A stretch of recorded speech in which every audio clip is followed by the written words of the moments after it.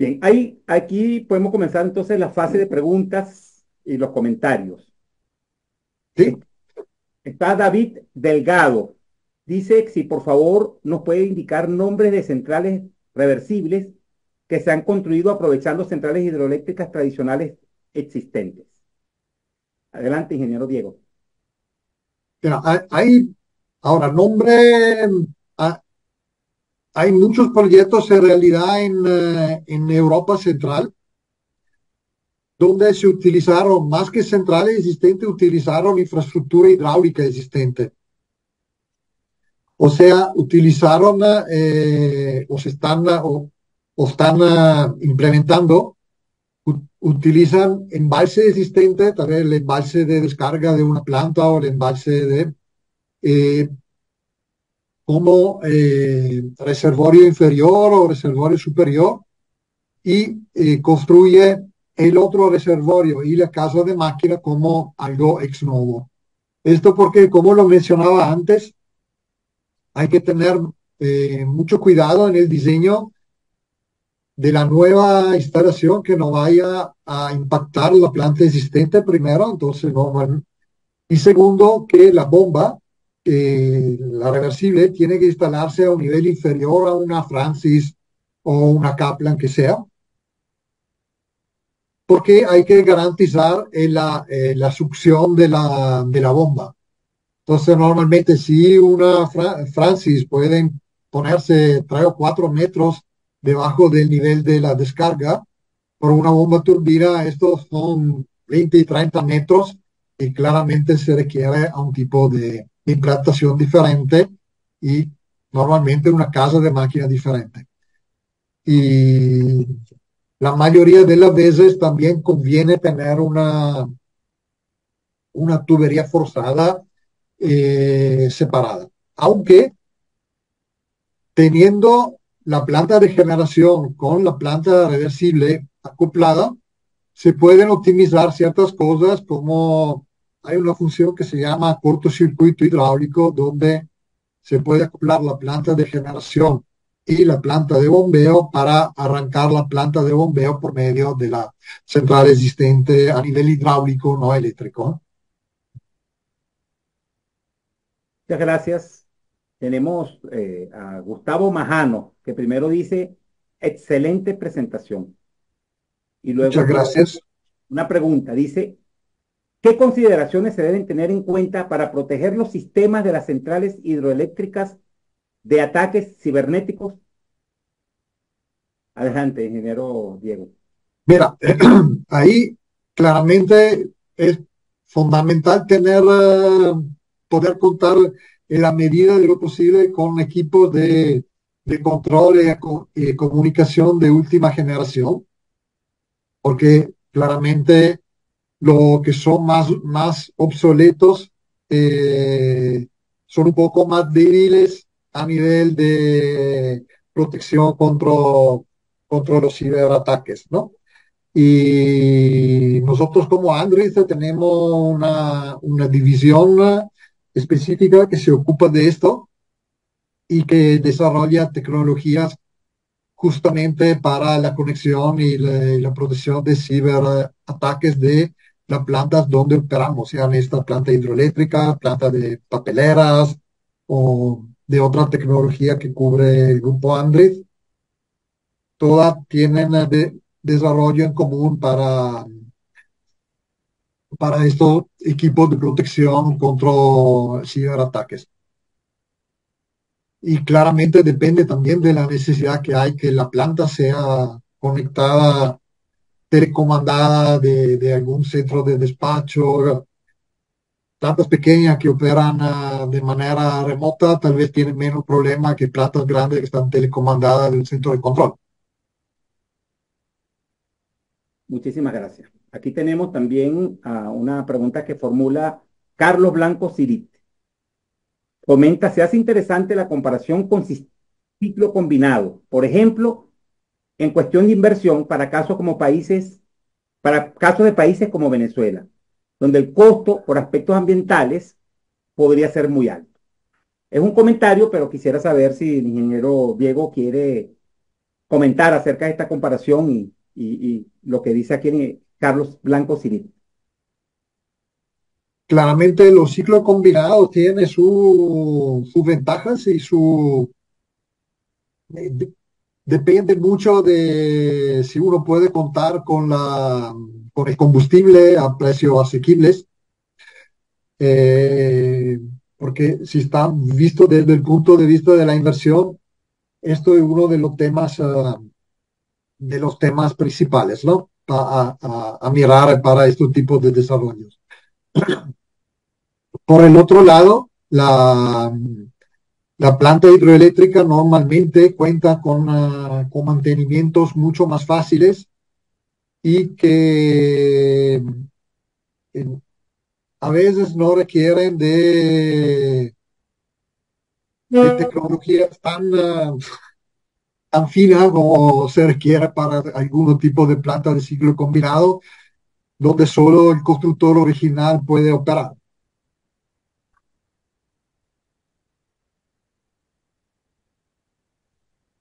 Bien,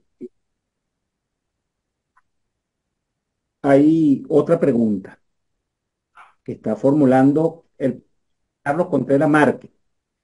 Yo puedo comentar antes de leer la pregunta que esta pregunta podría ser también mm, perfecta para la charla que viene a continuación y que además puede ser contestada ahora por el ingeniero Diego y también podría ser apoyado por el académico Sergio Marín, porque lo que plantea el profesor Carlos Contreras es algo relacionado al sistema hidráulico Yacambú-Kibo.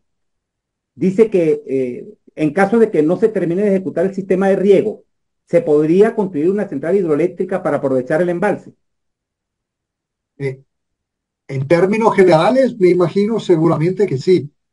No solo, aunque se haga el sistema de riego, el proyecto de riego, se puede implementar de todas maneras una planta de generación en el mismo sistema de riego, claramente garantizando por medio de válvulas disipadoras que siempre haya agua al sistema de riego.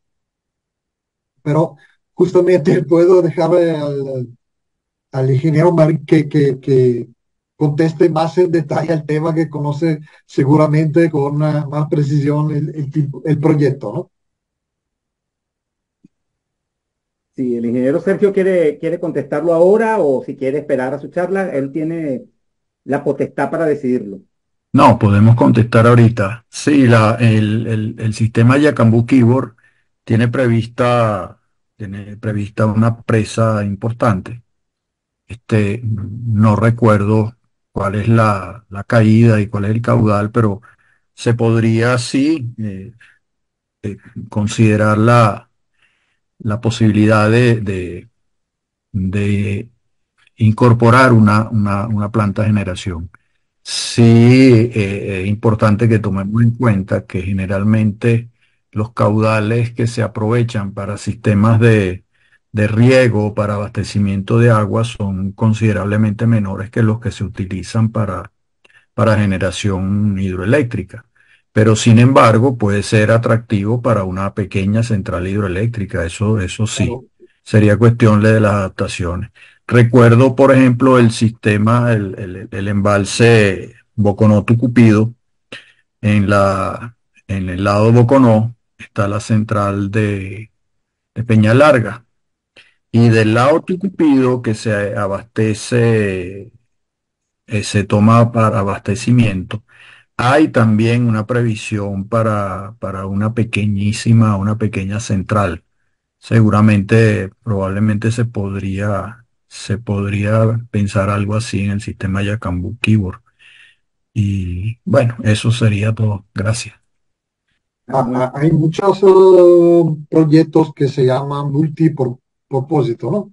Donde se asocian justamente pequeña planta hidroeléctrica, tal vez de 20, 30, 40 megavatios, o sea, con plantas compactas, y asociada al sistema de riego, ¿no?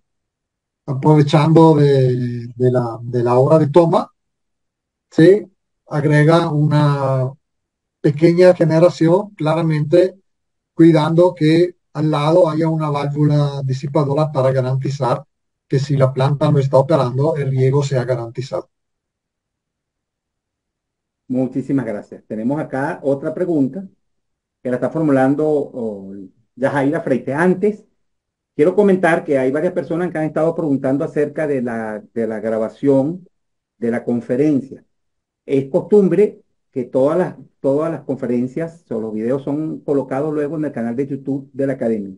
Particularmente en este caso, aparece al final de la presentación y la grabación una declamación legal referente a los derechos de autor de las imágenes y de algunos aspectos que fueron colocados allí. Y Yajaira Freite dice la siguiente pregunta: ¿cuáles serían los impactos ambientales a considerar en caso de proyectos de energías solares y eólicas? Ahí depende mucho sinceramente, de cada país, porque hay reglas de cada país donde aplican reglamentos distintos dependiendo de la regla que aplicable en cada uno, pero claramente por la planta solar, la utilización del suelo, me imagino. También habrá tema de permisos y de implantación de la línea de transmisión, de la subestación, de lo que sea. Un poco sí, más complejo, seguramente el tema de los parques eólicos, porque claramente hay las dos tipologías, la que están en tierra y afuera, en el mar, y ahí tienen también que tomar en cuenta todo el impacto que pueden haber en el ruido o cosas de este tipo en las personas, en los moradores que viven cerca del proyecto, en las aves o en los animales que viven cerca de la zona del proyecto, ¿no? No, Pero muchísimas gracias. sí, ya nosotros no somos especialistas justamente de proyectos de solar y eólico. Tenemos proyectos donde hay implantación con proyectos solar y eólico, pero no asociamos a especialistas en estos casos. Muchísimas gracias. Tenemos aquí una última pregunta y con esta pregunta daríamos ya fin a esta fase de discusión y preguntas de esta primera charla para poder continuar con la siguiente. Y la formula Omar Rizales, quien al principio además agradece tan interesante tema. Entonces, dice lo siguiente: las centrales reversibles están limitadas por bombeo. ¿Será esto la limitante para su desarrollo ante una hidroeléctrica normal de diferencia de altura? En realidad no. O sea, la limitante es que no es conveniente construir plantas de bombeos que tengan caídas más bajas de 100 metros, ponemos 150 metros de caída. Pero es la única limitante en realidad que hay, porque todo lo demás, como dije antes, se pueden diseñar dependiendo del sitio y de la necesidad que hay de operación de cada planta. Si se requiere más flexibilidad, uno se mueve por el lado de la velocidad variable de algún tipo, o si se requiere solamente el bombeo, bombeo de generación, uno va por una planta reversible convencional.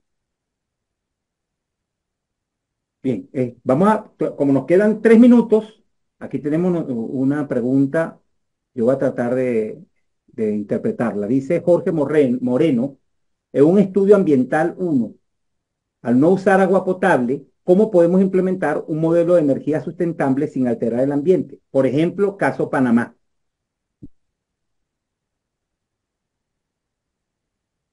Y, o sea, no, no es que no sé que el agua tenga que ser potable,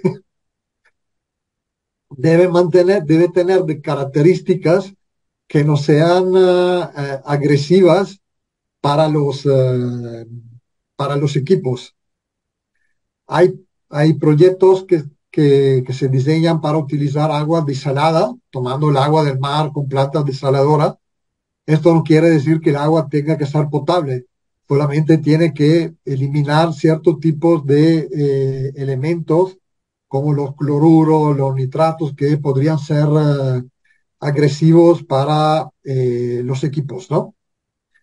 En principio también se pueden hacer con agua de mar directamente, pero estos tipos de desarrollo se dejó un poco de lado porque estos sí tienen temas ambientales para el mantenimiento.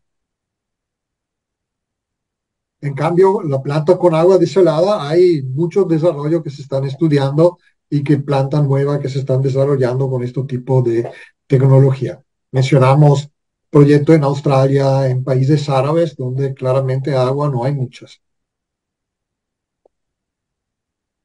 Bueno, muchísimas gracias. Extremadamente interesante y completa esta charla. Muy agradecidos con el ingeniero Diego Pegoso por su extraordinario trabajo. Por aquí hay Muchas gracias a usted y a toda la audiencia y a la academia por por la oportunidad. muy bien. En el chat hay algunos comentarios de agradecimiento y felicitándolo por la presentación.